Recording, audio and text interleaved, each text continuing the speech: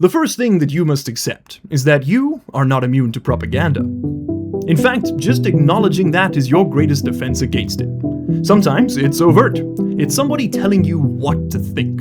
That communism is an evil system. Sometimes it's incredibly subtle, like the buildings you spend your day in or how you move between them. All these things influence the way we think. However, propaganda is at its most dangerous and most powerful, not when it decides how you feel about something, but when it decides for you what you choose to think about. Which brings me to today's list.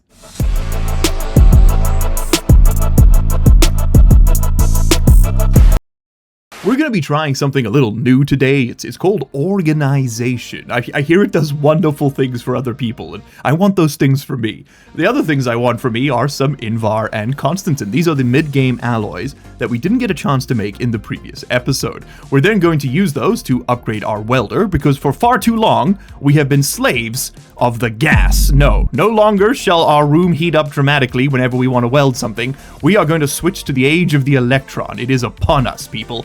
But not before we immediately subserviate ourselves once more to gas, because we need to capture everything Vulcan's got going on at nighttime. We want to refill our cooling loop, and we want to get access to the cold nighttime gas that the planet has to offer. We can then also upgrade our printers and our equipment using these new resources. All of that will be explained shortly.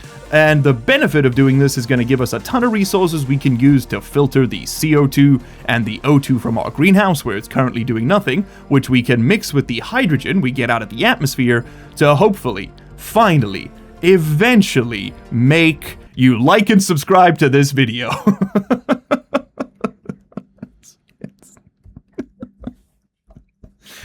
Supposed to. You gotta get real creative in the big 2.6, man. I just click the buttons. They don't do anything at all, but apparently they matter. You know what? Click them 3 times just to be sure. Sometimes it's overt. It's somebody telling you what to think. Speaking of buttons, thanks to the comments section for figuring out why my grow light code wouldn't work last time. The workaround was a real doozy, let me tell you. It's hacking time.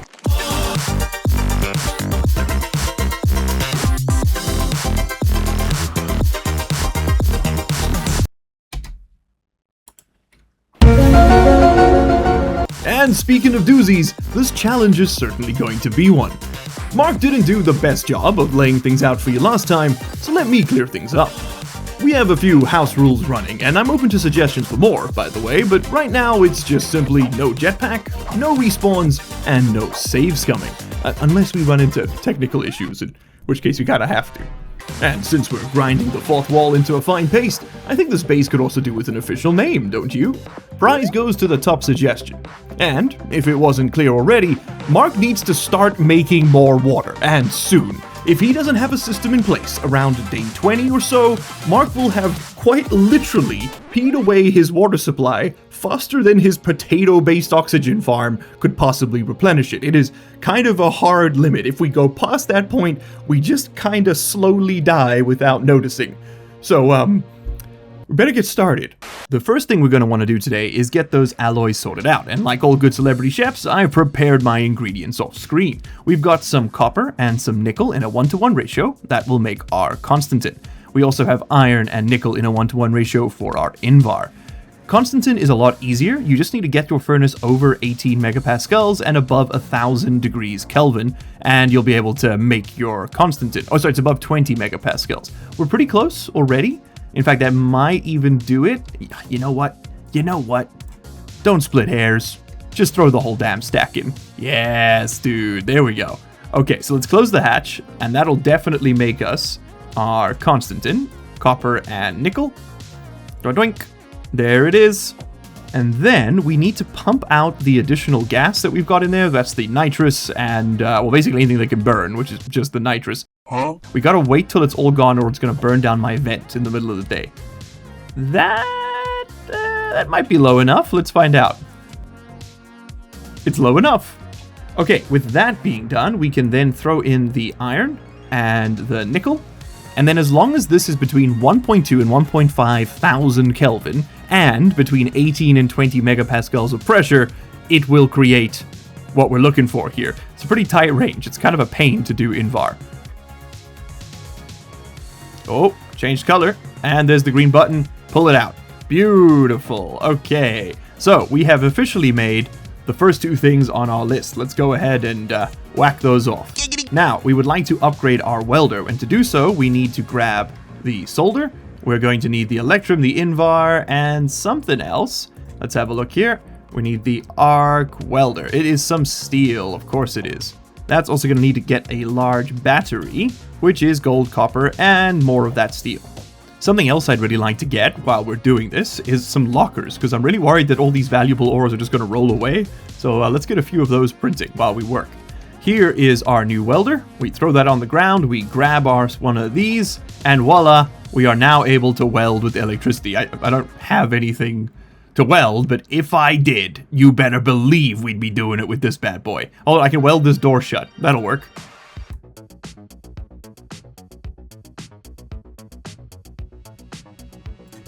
Just like that, and look at that. The room has not raised an inch in temperature. Wait, I don't think that's how you measure temperature. Let's put a shelf right over there. And let's do another shelf right over there. And I think you can see a trend. I'm thinking another shelf maybe right over there. All the fancy alloys in the world won't save Mark if his base overheats, so sorting out his coolant system was next up on the priority list. And to do that, we are going to steal that chip, put the new code on it, and well, we've got some surprises in store for you there. Okay, in order to automate the night gas, we're going to need to do a couple things. We're going to need to check what the temperature is outside at any given moment so that we can tell when it's cold enough for us to suck in the gas, and we're going to want to make sure that we're not doing it during the daytime, obviously, so we need a way to turn the system off, and we're going to want to make sure we don't overpressurize these tanks so that they don't blow up, right? Well, to do all that, I have prepared a little bit of a script already. Let me go ahead and just copy the daylight light because I'm going to try and integrate the two. Presenting LU's Simple Coolant Manager. This is available on the workshop at the moment. You can go ahead and use it if you like, but remember, I don't provide tech support, okay? You're on your own, kids. If it doesn't work, I'm sorry, but I also don't care. The way this system works is very simple. All you need to understand really are these lines over here. If you're not much of a coder, don't worry. If you change any of these numbers, you'll change the behavior of the script. So if you adjust the first number in line, you'll tell that this is the number that tells the script when to start pumping in gas from the atmosphere. So this is the minimum temperature that you need to reach before it'll start sucking in gas. You can set this as low as you want. It's in Celsius, whatever works for you. The third option is kind of the opposite. That's the maximum temperature the actual contents of your coolant line are allowed to reach before the script will flip the vent and pump all the gas out. That's all this does, is it pumps gas in when the temperature is correct, until you hit your desired pressure, which in our case is 5,300. That's your target coolant pressure. And then when you have enough pressure, it'll stop pumping in gas. And then once that gas that you pumped in heats up enough from your waistline, on your air conditioner, or whatever it may be, it will then just dump it all out. And the next time it's cold enough, it'll pump it back in. So it's very simple. You will end up with situations where you have nothing in your coolant line and you need to do some cooling. If that's happening to you a lot, the biggest solution is just to add more volume to your coolant line. So build more tanks, and then this has to run less often. Or build bigger vents or more vents or whatever. So whatever helps you, whatever floats your goat. Now we need to find a way to integrate our previous code, the light sensing switch, with this code, because right now this just does the coolant loop, and I want to do all of it on that air conditioner because we've already got the chip. So I'm going to write in some stuff and then I'm going to explain what it does.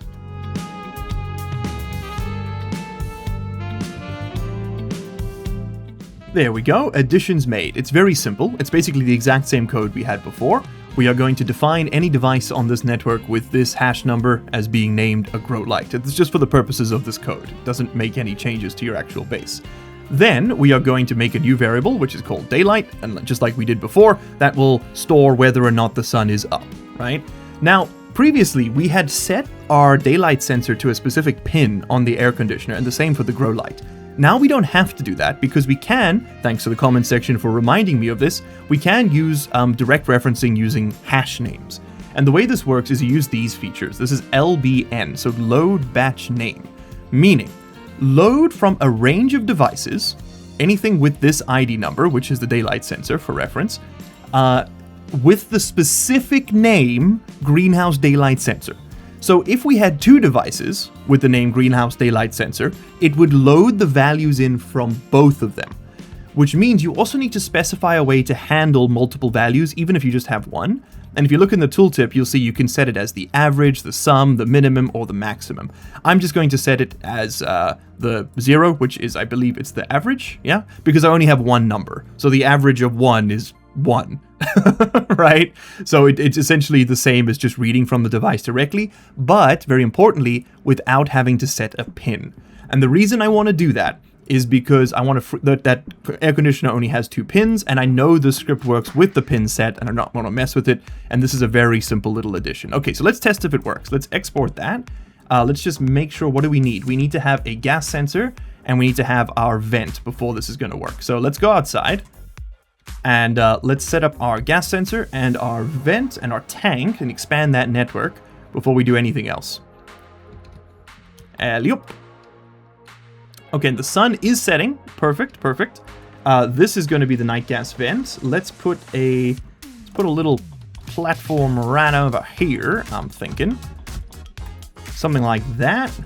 Go ahead and slap down a tank. Tank can go, yep, just there. That'll work. Connect him in, just like so. And then, if I'm not mistaken, that should be it. Now we can just connect this up. Yeah, let's give it a gas sensor. Oh, we need to give it a gas sensor. You don't want the gas sensor too close to the vent, because if you're ever pumping gas out, it may confuse your readings. So I'm going to stick that like up here. And that'll be a pretty safe distance, I think, from any changes we're making to the gas. And we can use this with something else, because I believe this is the same network as the rest of the base, which is kind of handy. You can go that way and that way. And then this will all connect. You're going to be my night gas sensor. Let's go get this set up before the sun rises. Okay, so you've got the code exported. Let's hope this works. We should see the grow light turn off when I put this into the air conditioner. And we should see the gas start pumping in, I think. What temperature are you at? You're at 127 and you're low pressure, so we would want to capture gas. So let's turn this off. Let's make sure we set our pins while it's off. You're going to be not the greenhouse gas sensor, but the night gas sensor. And you're our night gas vent. And then we can stick the chip in there and click go. The light has turned off. Are we pumping in any gas? Oh, maybe it's probably not cold enough yet outside. Okay, well, we'll have to see in a second. I believe it is not that cold. You know, it would be really nice to be able to tell what temperature it is outside at a glance. So let's set up a little system for that too. Give me a console, give me a gas display, and I believe I have some glass in my pocket. I do.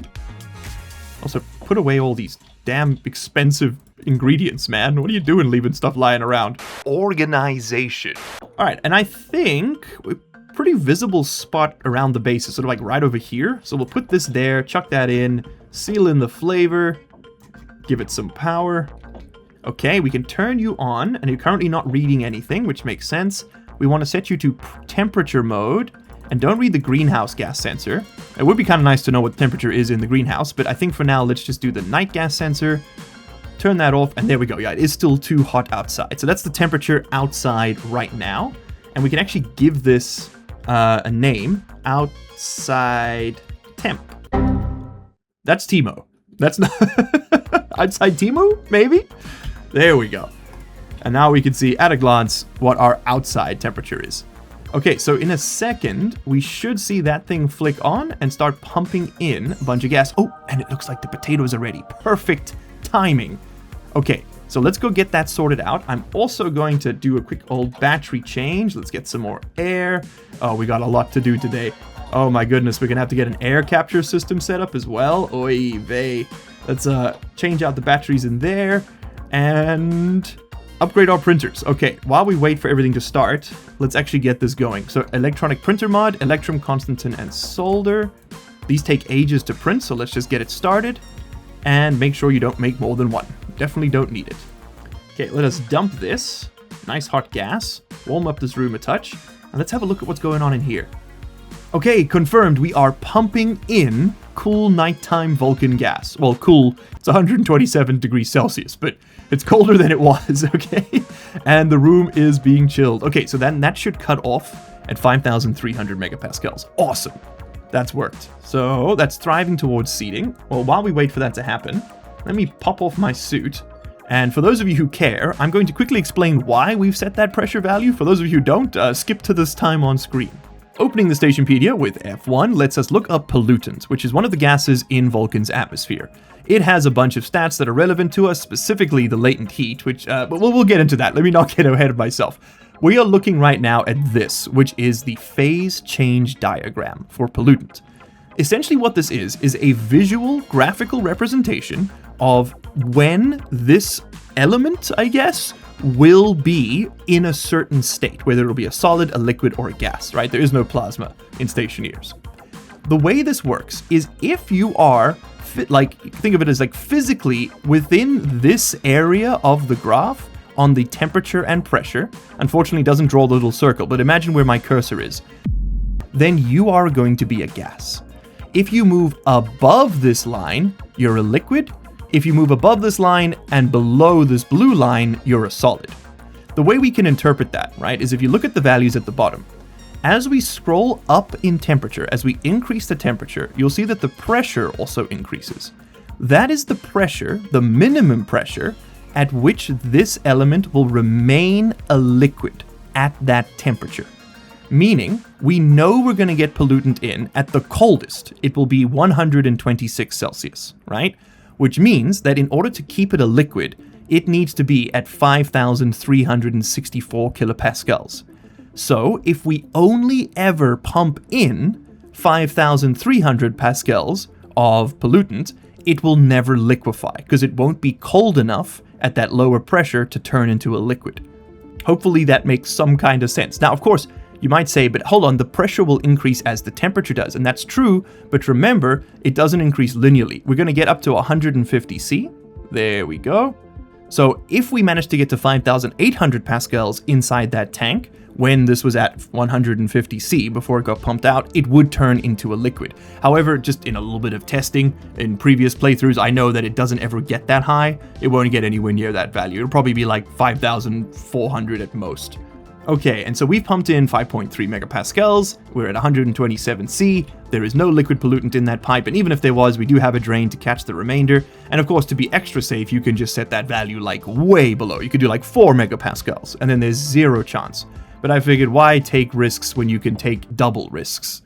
Alright, eat, drink, be merry, and get back out there. There it is. There it is. Our final water packet. Now empty. 0 calories indeed. There's none left. Every sip we take from this point onwards is potato juice that we are denying our future selves. That is a scary thought on day 12, let me tell you. What is not a scary thought is that we do have our night gas automated, which is super cool. We can now gather Vulcan gas at leisure, and we're going to be gathering the more useful variant of it for the moment. So the next thing we want to work on is upgrading our printers, and of course our equipment after that. To that effect, we have the electronics printer mod. You grab this in one hand, screwdriver in the other, left click on a machine, and voila! You now have access to all recipes that are possible inside of here. The next one, of course, the tool printer mod, is going to give us access to all the recipes inside of here, which is going to let us finish this task, which is really cool. Speaking of being finished, I'm going to have to cut away now to a montage. Not because I don't want to yap as much, but because I need to keep the runtime of this episode down, because you see, something terrible has happened. I don't know if you noticed, but the last little segment of recording had no in-game audio. Now, this is because OBS, the recording software I use, this is a little metagaming for you, it decided that my output device was in fact my microphone, which OBS, I do agree, is tangentially related to audio in a similar field, but does not in fact output anything at any point. It is in fact only an input device, which means that nothing was being recorded to the channel. Now, you might think, okay, well, what's the big deal, buddy? It's just a bit of game audio. Well, you see, this is the second time that I am going through this labyrinthian nightmare because I have had to re-record this entire segment because it happened before. It happened 2 days ago. It's why this episode is so late. And if it happens again, he's gonna kill me. He's gonna come for my kneecaps, and I use those for walking. Okay, I've only got the 2 of them, and I'm very attached because somewhere out there, Somewhere out there, there is a mushroom who hates. So we're gonna make a little montage for fun. Yay!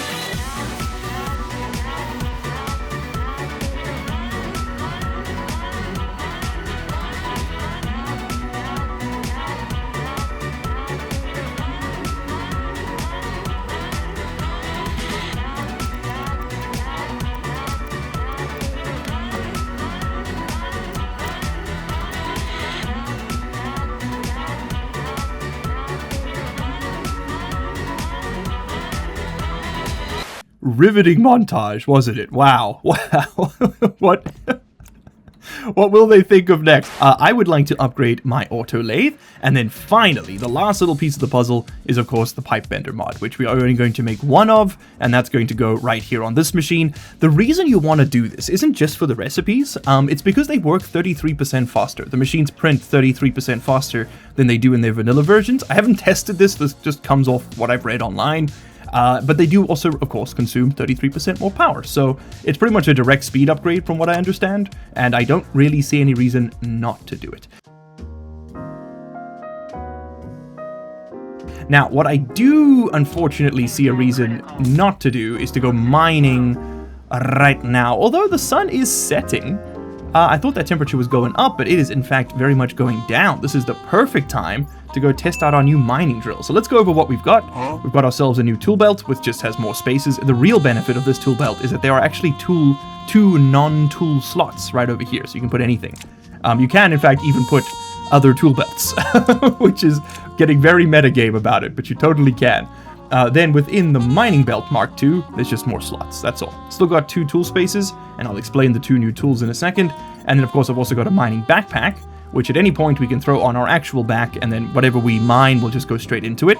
And since we're not playing with a jetpack, that's actually a feature we might be able to use for once. But I'm going to let that finish printing, let the sun fully set, and then we shall head outside for quite literally an entire day of digging holes, because I'm going to need to come back with, I'm thinking 900 silicon, probably at least as much steel, as much iron, copper, and gold as we can get our hands on. We're going to need some more electrum, because tomorrow we are going to fill this entire space over here with frames, and then we're going to fill that with atmospherics equipment, because we have a lot that needs doing.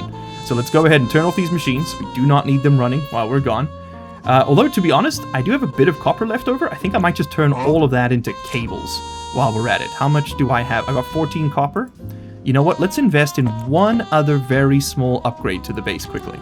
Give me a stacker, and we'll do this for all the machines in a second. And do I have any chutes? I do not have any chutes, but that's okay. We can get some chutes.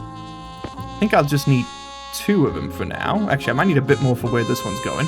But we can put a stacker right here, and this will allow us to control the number of things spilling out onto the floor, at the very least. So we'll put a single corner piece right there, which will let the stuff out and into the stacker. And that stacker is very much not facing in the correct direction, so don't take my word for any of this.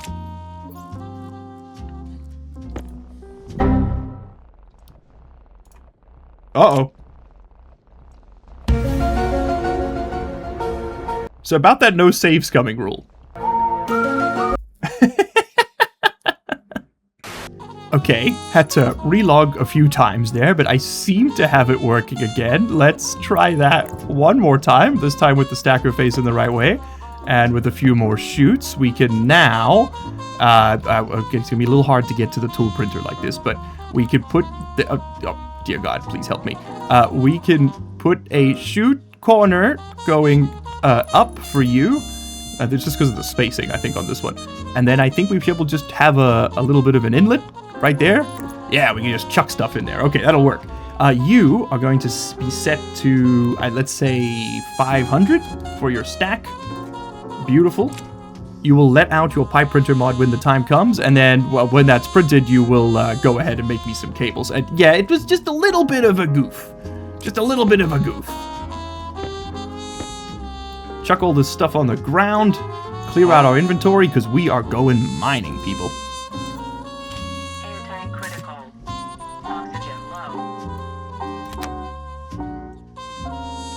Okay, dope. I think I got there in time. I really hope I didn't just cancel that by mistake.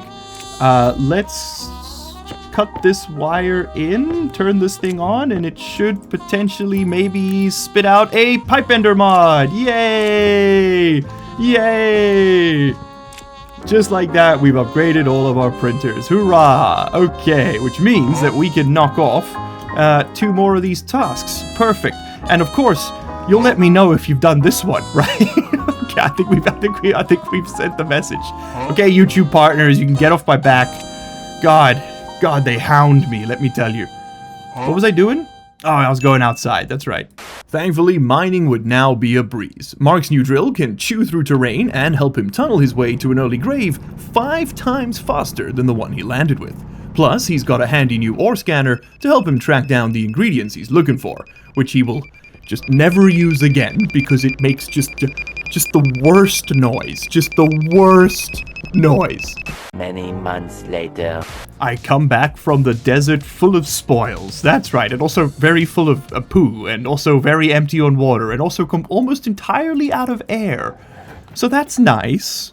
But yes, we have been quite rich in our bounty. In fact, it looks really, really good. My backpack is full of copper and silicon, my mining belt is full of iron, and my backpack, my mining backpack that is full of silver and gold and lots of steel ingredients. So I have the fun job of running all this stuff through a furnace to look forward to it. You don't have to watch that though.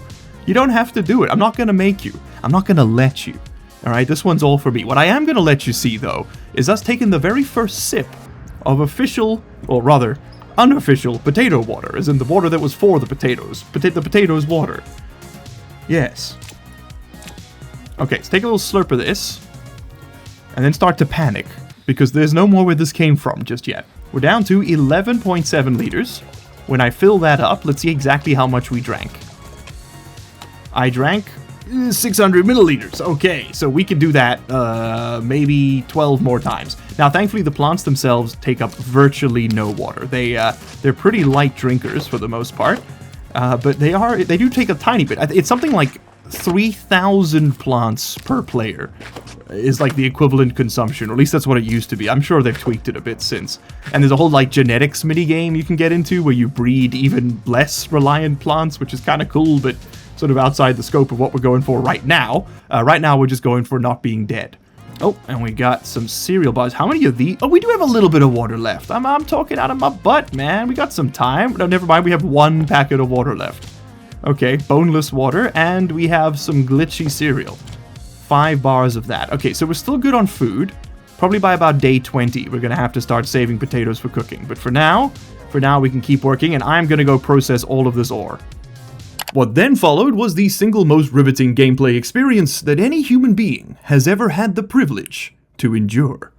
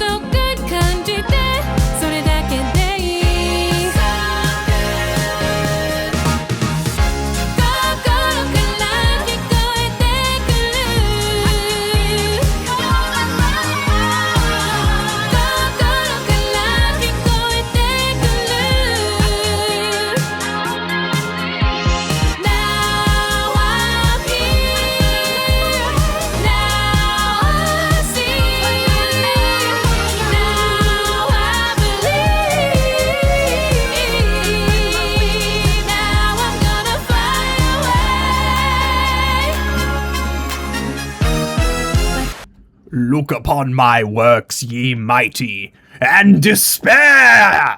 Because I've got like a little bit of gold. Yummy! Okay, let's work. Because I have frames, and they're multiplying. Specifically, this thing is now printing in stacks. And at this point, from this point, I kind of don't want to work in like bits and pieces. Oh, I need a single frame for my construction. No, we build in volume from now on. Okay, that being said, I'm not actually that rich anymore. I changed my mind. Make me some steel sheets, because we're going to go outside and do a little bit of welding with our new tools and exciting prospects ahead. I need... where is my welder? It's in my pocket, of course. Alrighty, so let's go ahead, put down some frames, and build ourselves an atmospherics processing platform. And this is where we're going to try our best to do all of the work we're going to get done today to make that gosh darn water. "...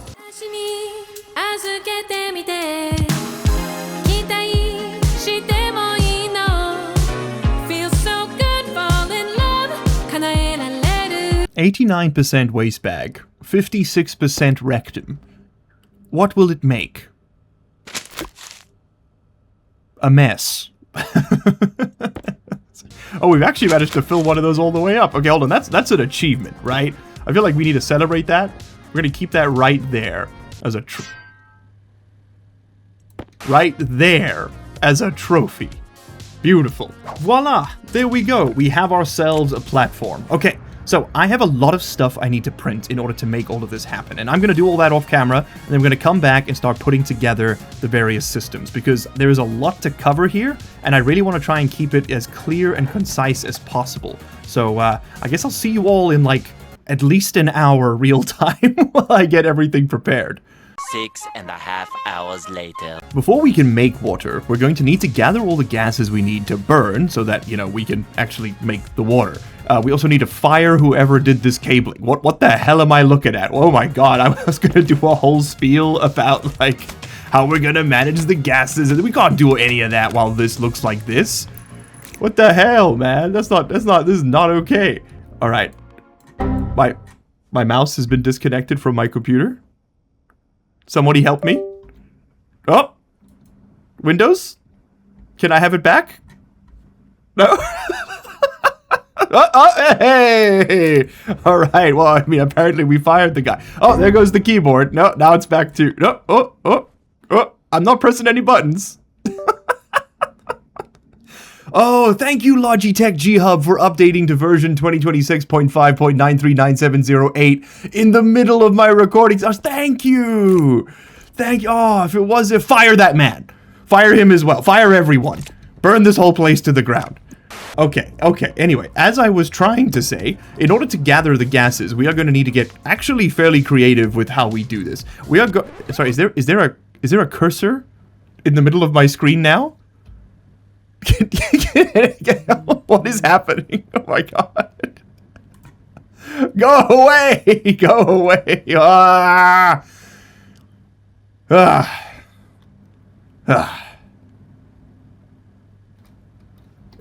I'll be right back. As I was trying to say, what we need to do now is gather up the oxygen and carbon dioxide in this room, specifically just the oxygen, and put it in a tank somewhere for storage so that we can mix it with hydrogen later and then blow it all up to, you know, make water so that we can make more oxygen, so that we can make more hydrogen and oxygen, so that we can make more water, so that we can make more oxygen, so we can make more water, so we can make more oxygen, and so the Sisyphean boulder rolls. And to do that, we're going to let some gas out of this room with a passive vent, and then we're going to want to put gas into this room with a passive vent. And I think I'll put these opposite each other to make this a little bit easier to understand. We are going to have a back pressure regulator let air out of this room. This thing's pretty nifty. Lets air out once it's reached a certain threshold. And also we're going to use the mirrored version because I have the mirrored devices mod installed. And also to the author of the mirrored devices mod, I just want you to know that we're married now. Yeah, we have a beautiful cabin in Vermont. We spend our summers there. We're very happy. Thank you for making this. It is one of the greatest additions to this game. Okay, pressure regulator here. So this is going to be used to let gas in, and that one's going to be used to let gas out. So let's decide what our thresholds are going to be. You are going to be my greenhouse. All right, dope. You are going to let gas out of this room when it gets above, let's say 65, right? That's the maximum pressure we want in here, and you'll let gas in until we're at, I don't know, 70. I guess we can tighten that range a little bit so we don't have such a disparity. maybe 68 and 70. And that way, this will just continuously let gas in, and this will continuously let gas out, and so we'll have sort of a natural airflow from one side to the other. That makes sense. And then we just need to take this kind of that way. That's where our platform is, so we can do some finagling with it. And I'm probably not going to cut into this at any point soon, so why don't we just use a big line? Yeah, use the big one. There you go. Place 2, get 1 free. I'm going to do something like this for now, but I have a feeling we're going to change the direction that's going in, and you can just sort of stick out over there. Why not?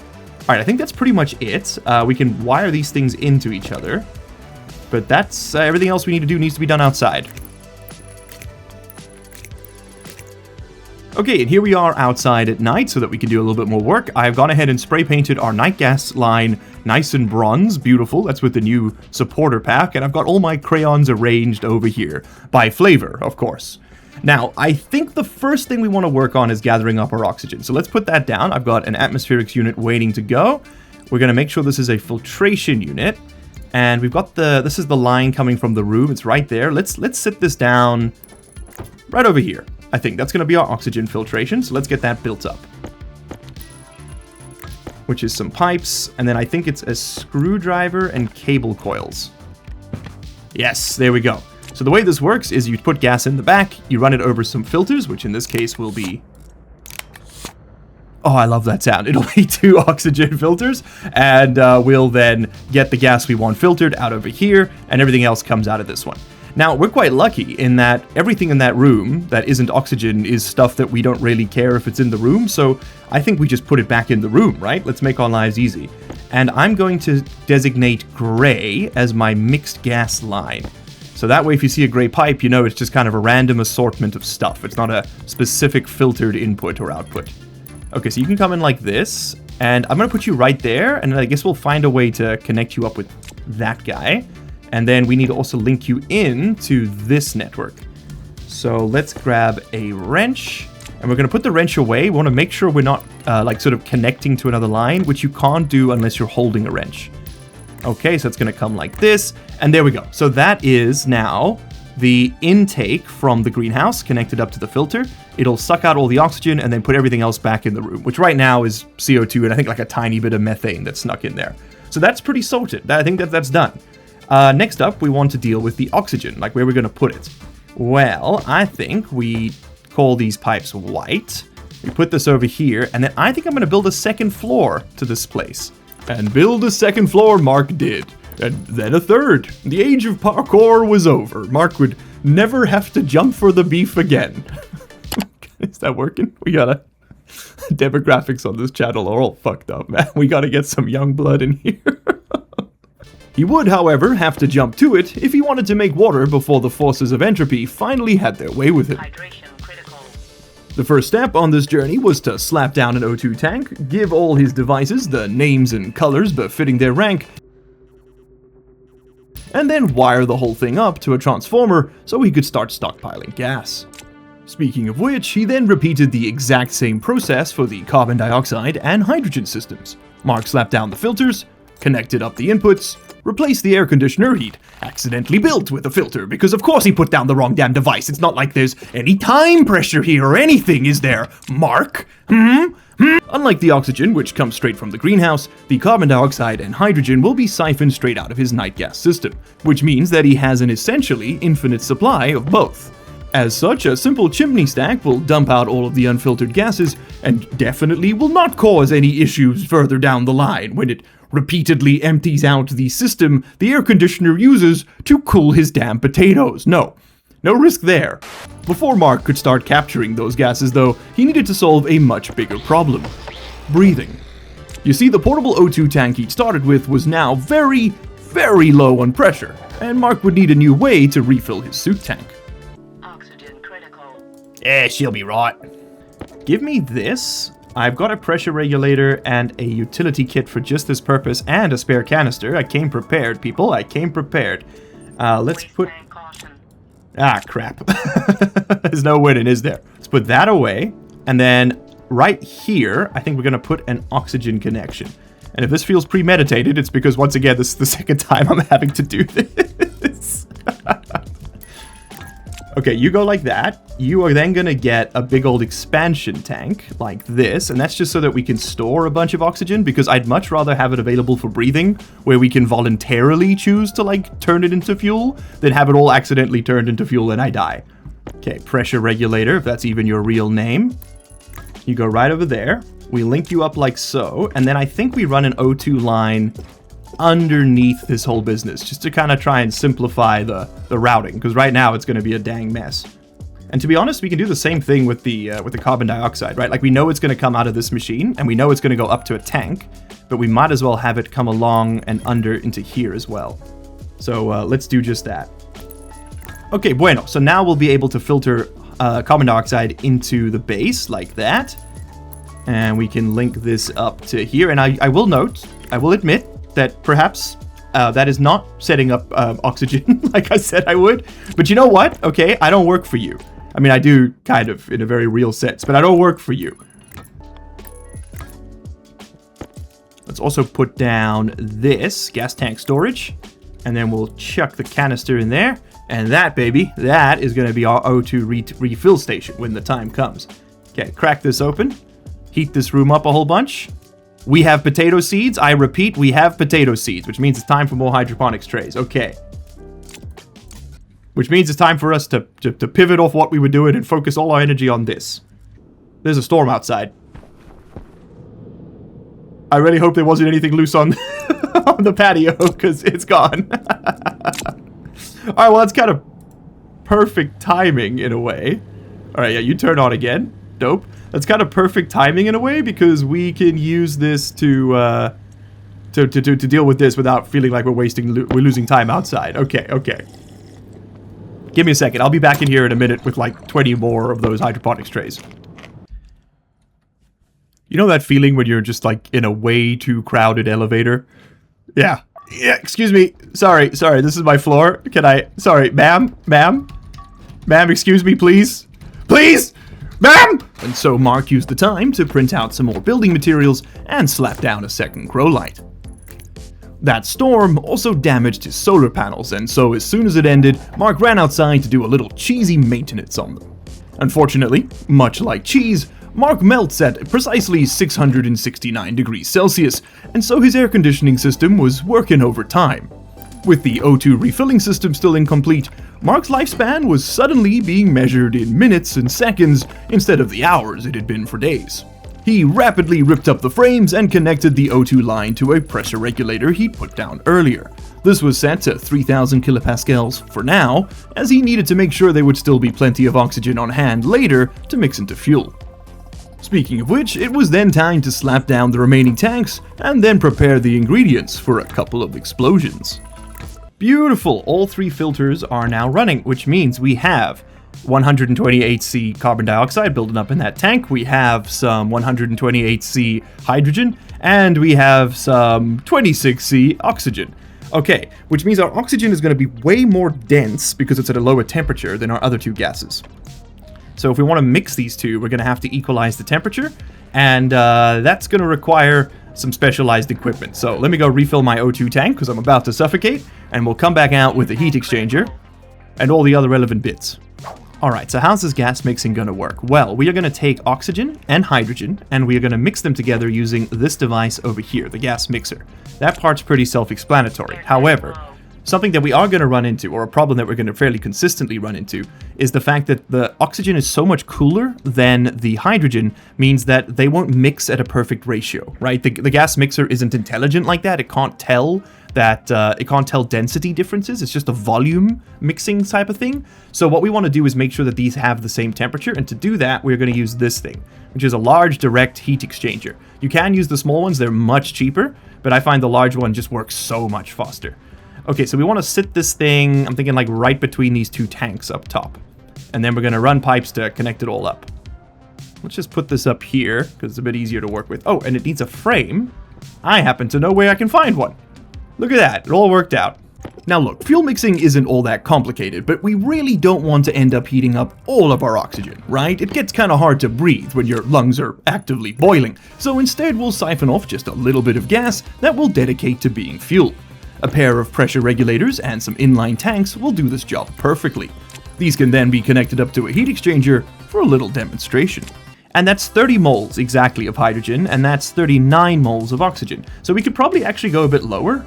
We could probably make this one like, let's say 180, and then they'll end up with a similar ratio. I mean, not that it matters, it's more about the temperature, but it doesn't, I mean, why not, right? Have them more similar.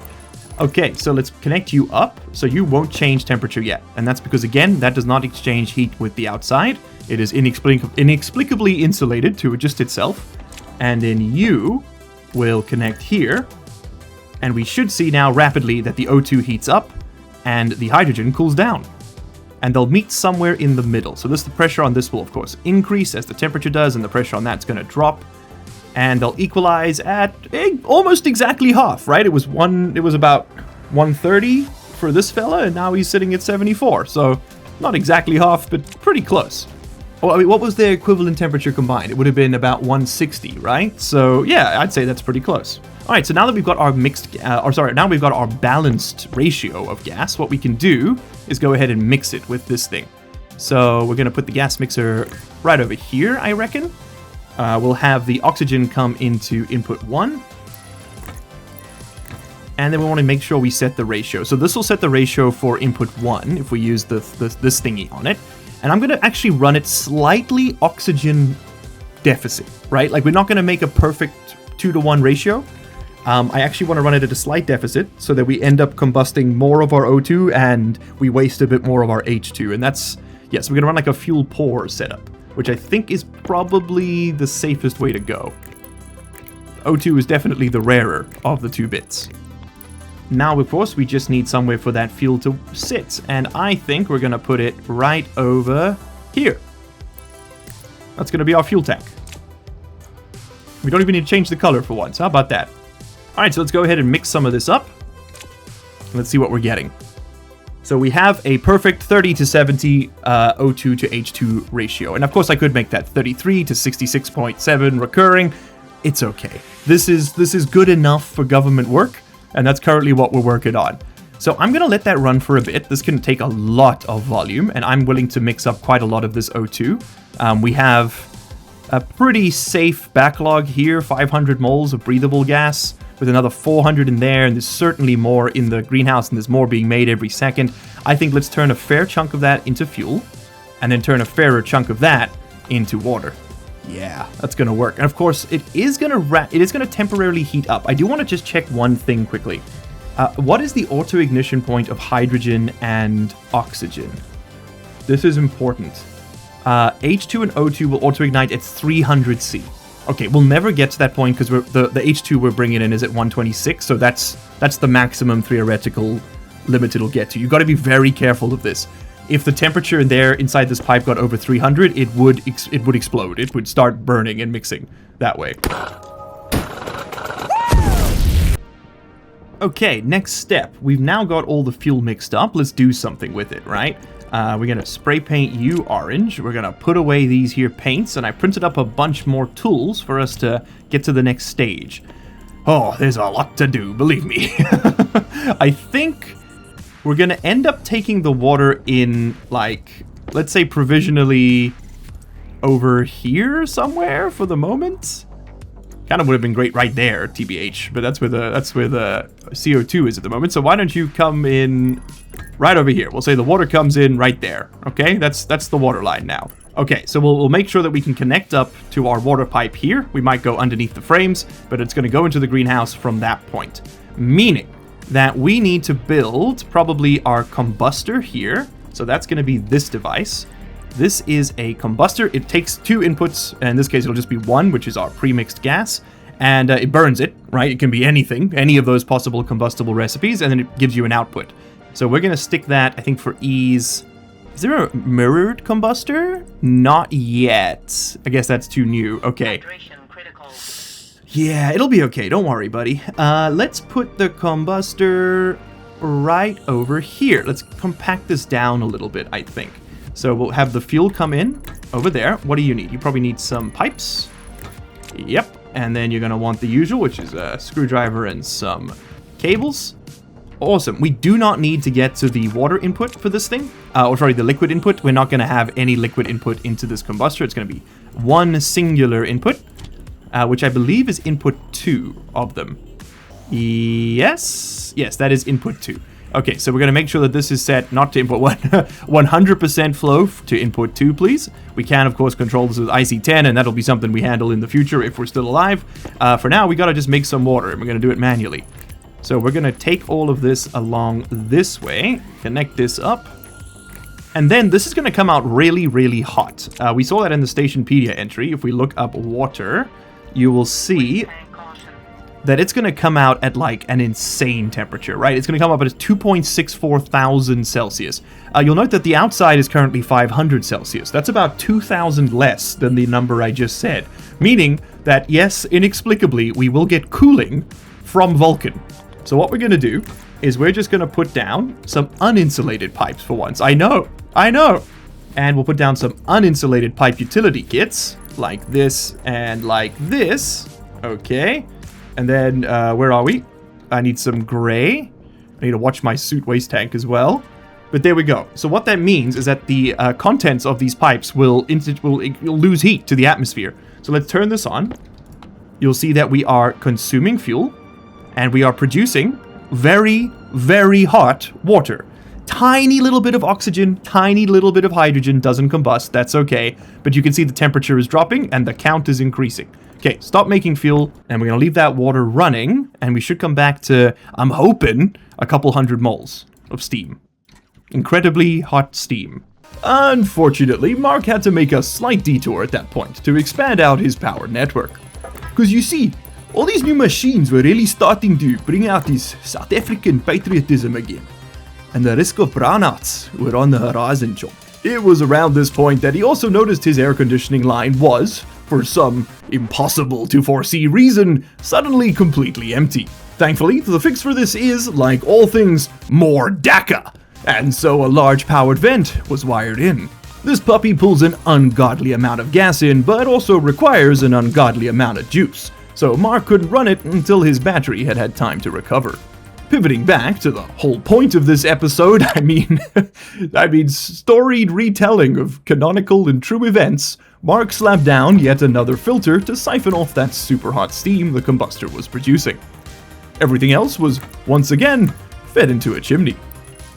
Which means that we then just need our filtered output for the water, which we do want to be insulated? No, we do not, because we're going to want to radiate the heat, so we're just going to use uninsulated pipes and save a bunch of silicon. Because again, even though that is going to be water, it's going to be at like 1200 degrees. So yeah, uninsulated it's going to be. And I think I'm going to put the radiators over here. Because they just look like this. These are our medium convection radiators. These will take in... There we go, a whole bunch of that water, and turn it into slightly colder water. At least they would, if I had enough pipes. However, Mark needed to first take a rare vacation from laying pipe to instead lay a bit of cable, and be thoroughly humiliated in the process.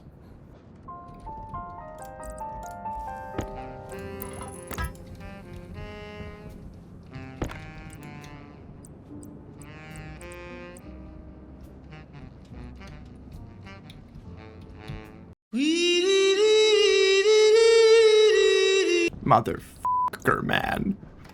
Fine, you win. I'll print the gradings, okay? Okay, that's the wrong printer. Give me the gradings. We're out of power. We're out of power because I forgot to connect the solar panels. Okay, you want me to say it? I'll say it. I can admit my mistakes. Magic, don't put this in the video. Okay, you hear me? Take this out. You take this out, especially the bit where I fell off like 6 times. We fell off enough on the channel as it is. We don't need it in the games too now. Okay, awesome. So we now have a connection between our radiators and our output of our filter. So if we give that some power, we should be able to siphon off some steam and ideally bring it back down to Vulcan temperature. Now, of course, these pipes are passively doing that for us by not being, insulated, but we really want to turn up the dial on the speed for that one, because right now this is sitting at 1600 C, And of course that is a combination of many things, mostly the extra hydrogen. So let's go ahead and turn this on. So now we should have just water, and you'll see the temperature is rapidly dropping. That's what we want to see. And look, while Mark's correct in saying that 126 degrees Celsius water is better than no water, it's still not much use to our potatoes as steam, and so we'll need to condense it. For this we'll use the appropriately named condensation chamber, an incredible device powered by an unholy combination of black magic and my dwindling attention span, and one which we'll have to learn about next time. Because while I do hate to leave on a cliffhanger, unfortunately that is all we have time for today. I've got people coming to wallpaper my house in like 9 hours, and I need to pile everything I own into my living room so they don't get glue all over it. Mark still has a long way to go before he approaches anything that could be mistaken for self-sufficiency, but we've definitely taken the first proper steps on that path today.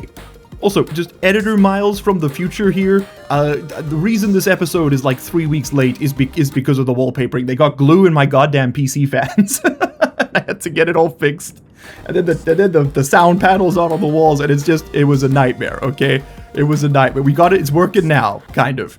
We're just gonna keep moving, so thank you all so much for being here, and as always, we'll be watching. Cheers. You made it to the end of the video. Congratulations and thank you. That puts you in the top 3% of viewers. Here's another video that YouTube thinks you're going to like, and here is a list of all the patron and channel member names. If you don't see yours on there, you can find a link down in the description where you can sign up and support this content directly. If your name is on there, well, you probably already know that, huh? So, what are you still doing here?